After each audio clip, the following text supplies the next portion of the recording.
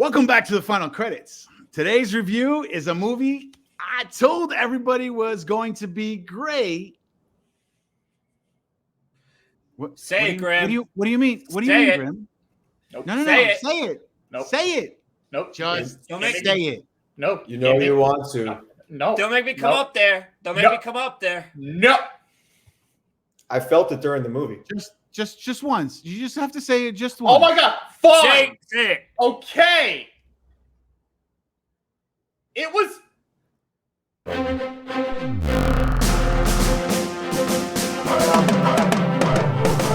Guys, we saw Joyride. What do we all think? What was the one thing about this movie that you thought was going to be but turned out to be yeah?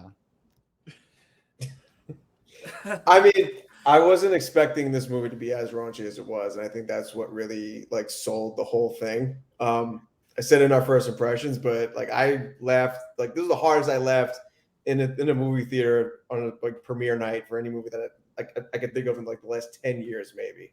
The jokes were they were clever, but they were like I said, it was the shock humor behind all of it that was just was not expecting any of that. And it just kept going throughout the whole movie. They never let up. And it was basically like Euro Trip and what other movie did we say? It was Euro Trip and another movie put together. Hangover. Yes. Euro Trip with hangover humor, and it worked. It really worked. Look, I feel this movie is a sleeper hit. I don't think it'll do great at the box office, but just like every other comedy that's like that, Yeah. It surprised everyone who look, put it this way. I don't think I've heard people laugh so hard in a movie theater in years. Just like Johnny said, it's been a long time since you actually sat in a movie theater and you actually not, oh, no, you were laughing. You were laughing your ass off. And the whole time I'm turning around and be like, see, Grim, I told you. And you were like, no, I'm not laughing. I was giggling. I was getting the itch in the back of my throat.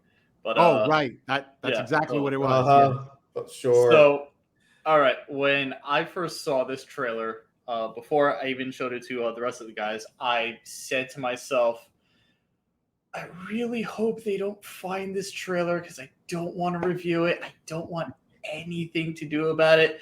And lo and behold, it got found.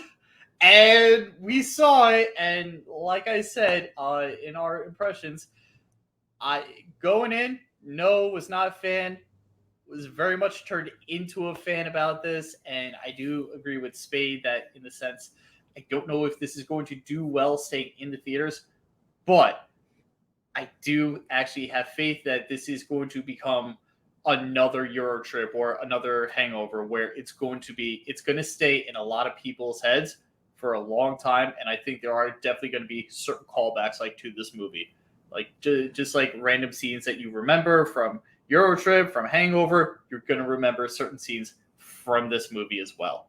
Absolutely. If I could throw one more movie into the mix with the crazy adult humor, one thing after another, Road Trip. Remember that movie? I didn't think of that. One thing I loved about this movie was the chemistry that was excellent between the four girls. Sherry Cola, who played Lolo, the insane best friend. Yeah. Comedian in real life, and you could tell she was the scene stealer every time she spoke or said some crazy whacked out thing or plot. And Stephanie Wu as Deadeye, she was the weird out there character. Yeah. They were all weird in their own way, but she was freaking hilarious too. I think all the girls were excellent. Going back to Sherry Cola, any movie moving forward that is going to cast Awkwafina in it, Yes. just get Sherry Cola instead. She is I feel like she's everything that Awkwafina tries to be or is supposed to be. Should be. It should be, yeah. Nice. And I mean, I don't have anything against Awkwafina. I think she's a great person. I'm sure she's awesome and everything. But a a lot of her movies, like her scenes and dialogue just always fall flat. Her humor falls flat for me. I feel like Sherry Cola like takes her style and just she hits every freaking punchline that she dishes out in her dialogue. She's just the way she delivers her jokes is just so freaking hilarious. Like she was like probably like not like maybe like 70 to 80% of like the parts of the movie that made me like howl laugh in the middle of the theater. So she was definitely like a high point for me. But Deadeye too. What's her name? The actress's name? Sabrina. Wu.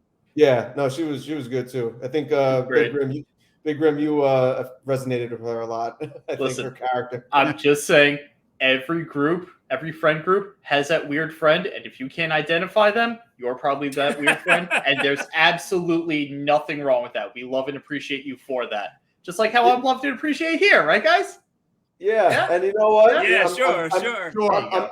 I'm beginning to realize that Deadeye, the character Deadeye, it was probably her that won you over. Because I feel like once she got introduced in the movie, that's where your tone started to shift. I was sitting next to you the entire time. I noticed it. Johnny, why you got to call me out like this? It's hitting me right now. I was like, you know what? She was definitely the one that helped get you over the fence with this movie. So I appreciate her for that. You know what's funny? So like the budget for this movie was, I believe, around $30 million, right? Okay. As of this recording, they have made well over that.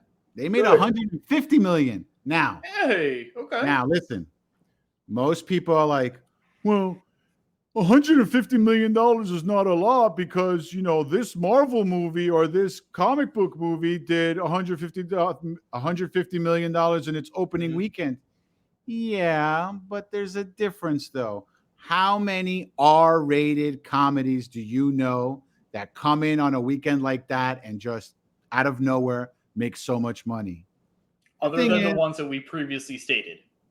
Right. Well, I don't even think those movies actually made as much as, I mean, maybe if you take into consideration inflation and whatnot, possibly. I want to assume Hangover probably did, but I get it. So in Spade, I don't know everything about the money that comes into it, the money that's being spent.